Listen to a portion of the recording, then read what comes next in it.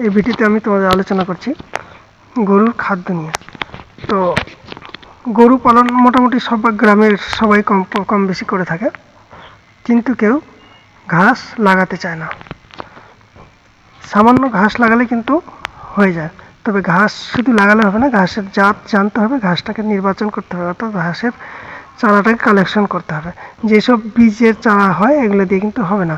তো আমি যে ঘাসটা তোমাদের দেখাচ্ছি, এই যে নেপিয়ার ঘাস, একমাত্র এই ঘাসটা লাগালেই তোমাদের ঘাসের চাহিদা পূরণ করতে পারবে। এটা হচ্ছে নেপিয়ার ঘাস। আমার এখানে 3 ধরনের নেপিয়ার ঘাস আছে। একটা হচ্ছে সিওসিয়ান 4, একটা হচ্ছে সুপার নেপিয়ার, আর একটা হচ্ছে রেড নেপিয়ার। এটা হচ্ছে আগাগোড়ায় গাছের পাতাগুলো গোটা গাছটাই লাল হয়। তো এইসব ঘাস যদি তোমরা একবার লাগাও তাহলে 5 বছর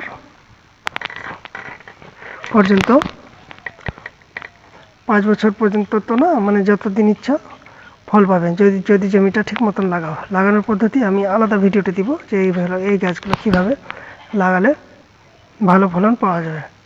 তো আমি যখন লাগাইছিলাম তখন এটা একটু মানে জমিটা ভালো ছিল না, অর্থাৎ প্রতিদিন বৃষ্টি হচ্ছিলো, ওই জন্য লাগানোটা ভুল হয়ে গেছে। একটু ঝরঝরা মাটি হলে ভালো হয়। তো লাগানোর পদ্ধতি আমি পরে এটা আলাদা একটা ভিডিও দিব, যে এই ঘাসগুলো কীভাবে লাগাবে তোমরা, তাহলে ভালো ফলন পাবে। তো আমি এখন আলোচনা করব যে গরুকে তোমরা খাওয়ার জোগানো কী কী খাওয়াবে। তো সাধারণত খড় এবং এই ঘাস যদি তোমরা লাগাও তাহলে তোমরা সারা বছরই ঘাসের যোগান দিতে পারবে। এই ঘাসটা অর্ধেক আর খড় অর্ধেক খাওয়ালে সাধারণত তোমাদের যে গরুগুলো পালন করছে, এমনি যদি দুধ না দেয় সেই গরুকে আর অন্য কিছু বিশেষ খাওয়ানোর খুব একটা প্রয়োজন হবে না, এতেই কাজ হয়ে যাবে। আর যারা শুধু খড় দিয়ে গরু পালন করে, তাতে ওটা খালি নামেই গরু পালন করা হয়, বাস্তবে এটাতে কোনো লাভবান হওয়া যায় না, বা গরুগুলোও সেরকম তাদের স্বাস্থ্যও থাকে না। ওটা খালি নামমাত্র যে আমরা গরু পালন করছি, আর সেই গরুর গোবরে কোনো উপকারিতাও থাকে না। অনেকে বলে গরুর গোবরে সার হয়, সেই গরুর গোবরে কোনো উপকারিতাও থাকে না, কারণ খড়ের মধ্যে কি থাকে, খড়ের মধ্যে জিনিসটা যদি না থাকে তো সেই জিনিসটাই তো গোবর হচ্ছে, তো সেই গোবরে কি উপকারিতা থাকবে। তো যাই হোক, তো এবার দানাদার খাদ্য যদি আমি বলি, গরুর মানে সাধারণ গরুর কথা না, দুধের গরুর কথা যদি বলি, তাহলে দুধের গরুকে তোমরা এই ঘাস আর খড় অর্ধেক অর্ধেক দিয়ে তার সঙ্গে তোমাদের দানাদার খাদ্য দিতে হবে।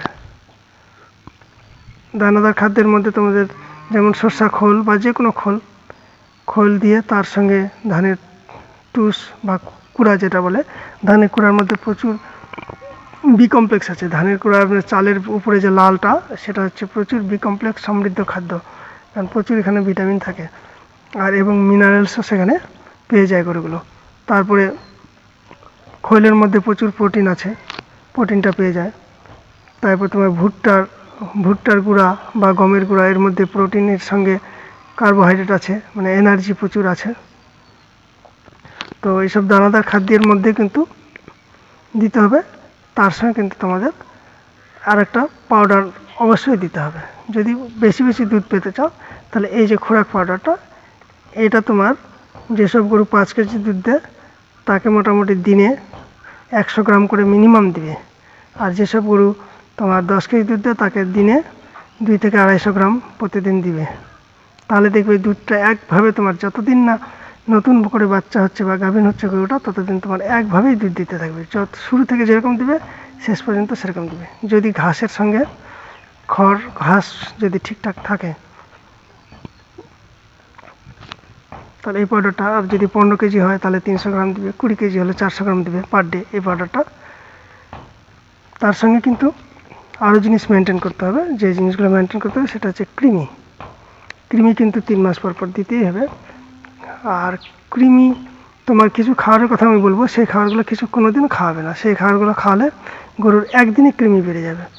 যেমন তাল, পাকা কলা, মিষ্টি জাতীয় খাবার, এসব খাবার টোটালি দিবে না, কারণ তো এগুলো দিলে গরুর কৃমিটা দ্রুত হারে বেড়ে যায়, যে কয়েকদিনের মধ্যে দেখবে তার দুধটা কমে যাবে। তো এইসব খাবার কখনোই দিবে না। তারপর কৃমি তো 3 মাস পর পর নাশ করবেই, কৃমির জন্য আলাদা আমি ভিডিও একটা দেবো আবার।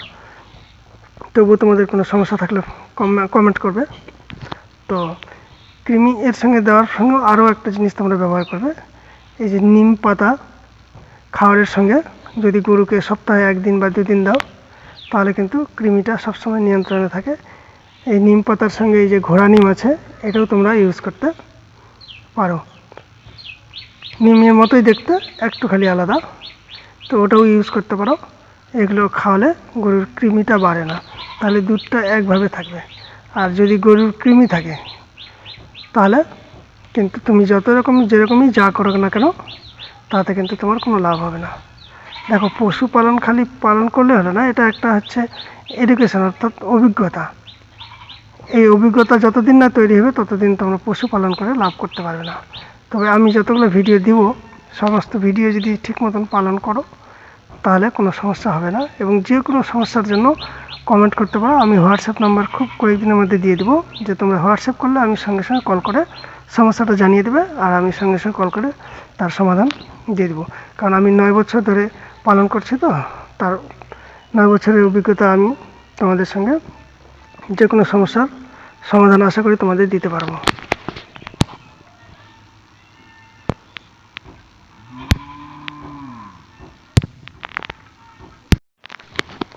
এই ভিডিওতে আমি তোমাদের আলোচনা করছি গরুর খাদ্য নিয়ে।